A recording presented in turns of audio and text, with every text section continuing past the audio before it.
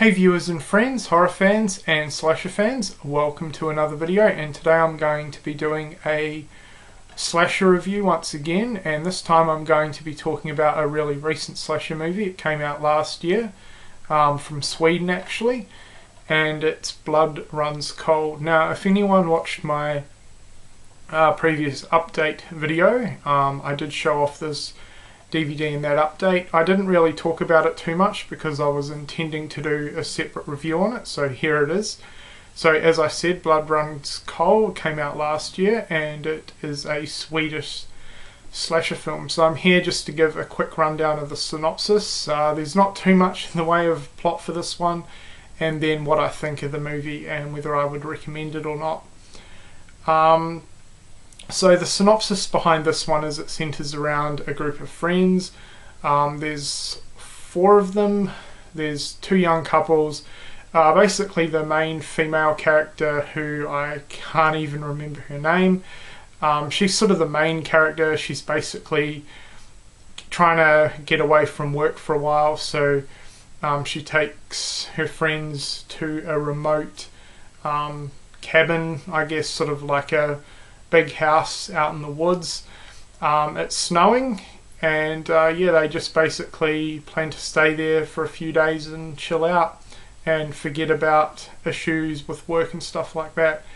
And of course they start slowly getting killed off one by one from a character who's hiding inside the house. So that is pretty much the plot. There's not a lot of storyline to this one, and you know, slasher movies aren't really known for their deep and meaningful storylines, but compared to a lot of other slashers, the storyline is really, really weak with this one, guys. Now, what I thought of the overall movie, before I get into what I thought of it, this is a micro, low-budget film. I was looking it up on IMDb, and apparently it got made for $5,000. So not a lot of money with this one, and I've got to say, unfortunately, very, very mediocre.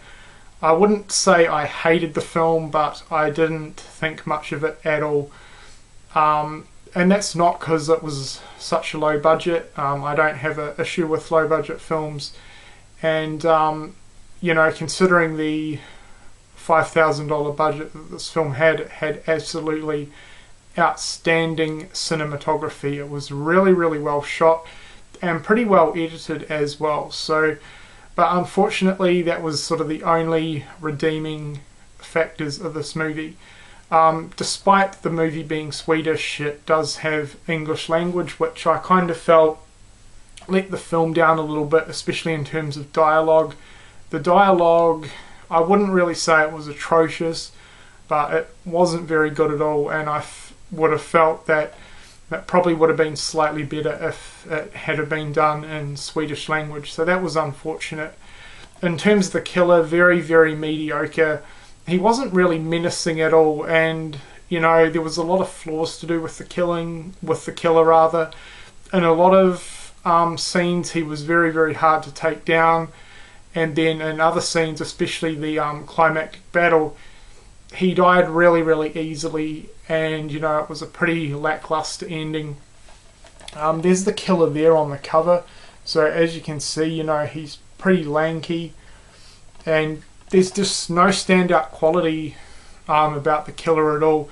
There's absolutely no backstory on the killer whatsoever. You know, he's pretty much there just randomly killing off these people. You don't even know his name, and yeah, the kills weren't all that impressive, but then I do understand that it was a low budget movie, so that's sort of to be expected, but I just felt even within the budget they could have done so much more with this movie.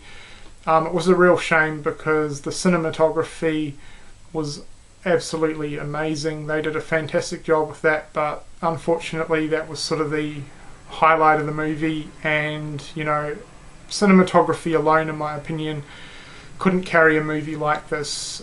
So unfortunately I didn't think much of this one at all, and the ending was terrible, by the way.